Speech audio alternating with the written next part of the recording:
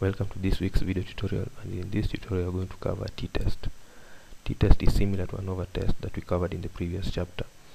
The only difference between t-test and ANOVA test is that ANOVA test is used to compare the difference in means of two or more groups, while in t-test the comparison is only for two groups.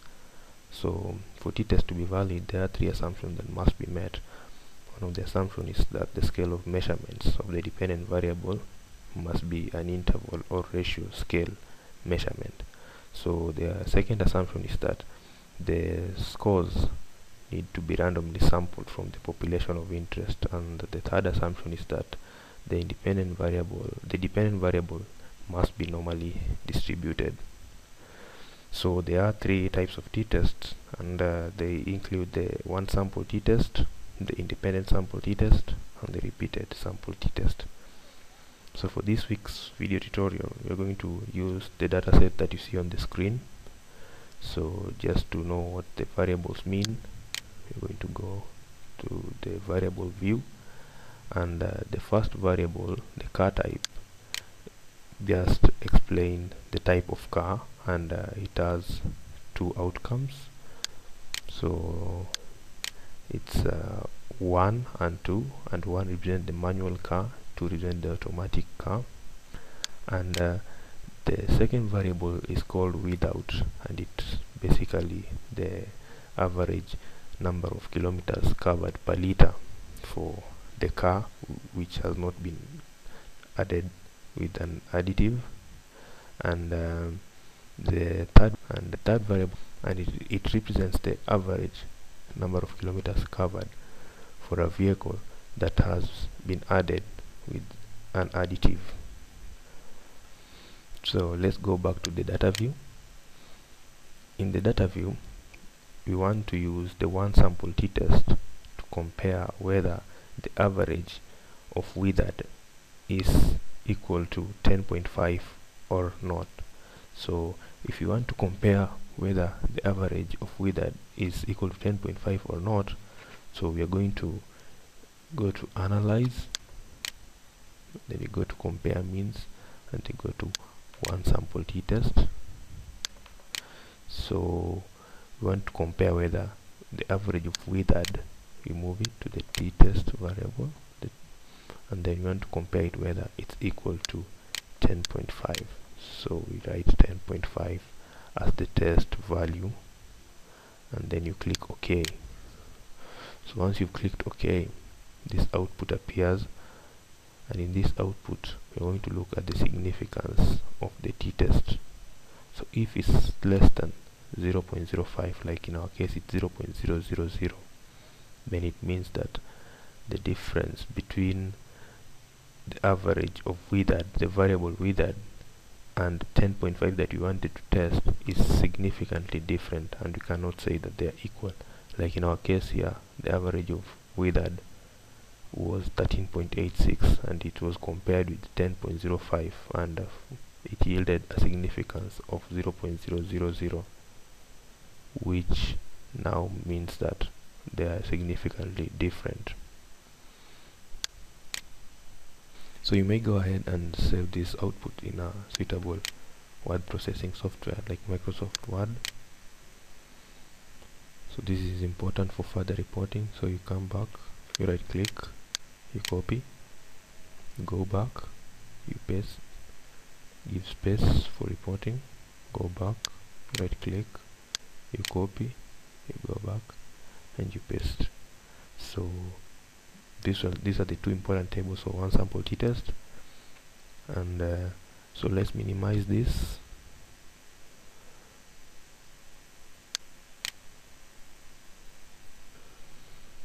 We will use the independent sample t-test to compare whether the number of kilometers per liter covered is different between the manual or automatic cars for the vehicles that have been given the petrol additives, and that column is this one for the number of kilometers per liter covered for the vehicles that have petrol additive, and the first column is the car type, where 1 represents the manual and 2 represent the automatic.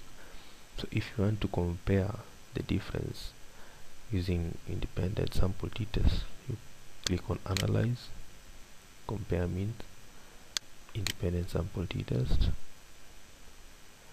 then you take that column, the test variable, and then the car type, take it to the grouping variable, then you define the groups, then you put 1 for group 1 and 2 for group 2, then you click on OK. This is what appears,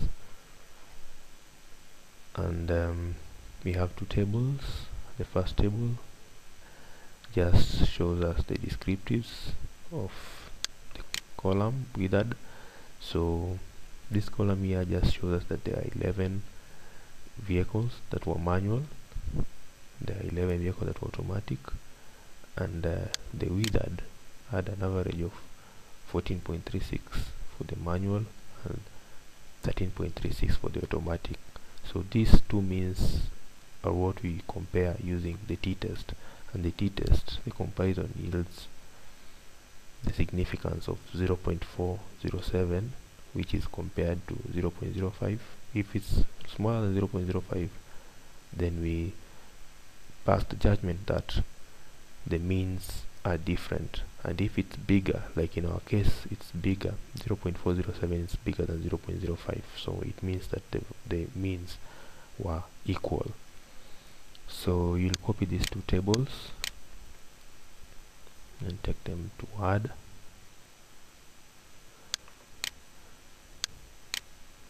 then you paste, go back, copy the other table, and then you paste for reporting.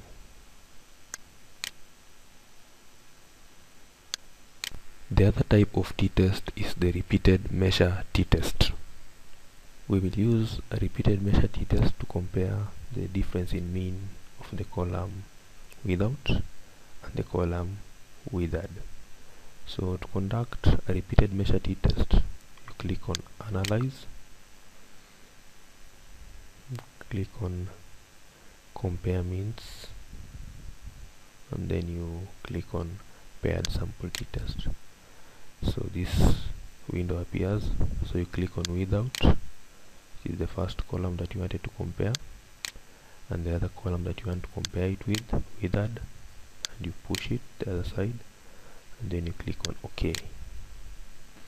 So this is what appears, and the first table is just the descriptive statistics, and then the second column is just for the correlations, the correlation between the without and the withered column. We're going to cover correlation in the later chapters, and the third column is now the t-test, and the column of interest is the significance here. This is what we compare with 0.05 to make a conclusion.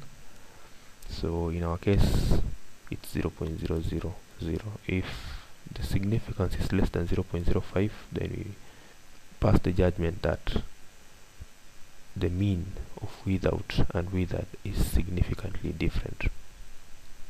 If the mean is greater than 0.05, then we say that the means are not different. So in our case the means are different, and it means that adding an additive to the petrol improves the fuel efficiency of the car.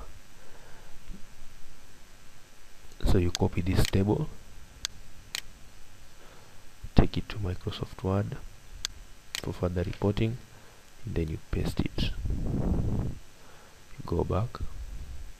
So I believe right now you can comfortably conduct an analysis of t-test for all the three types of t-test, that is independent sample t-test, repeated measure t-test, and the one sample t-test. Thank you for listening.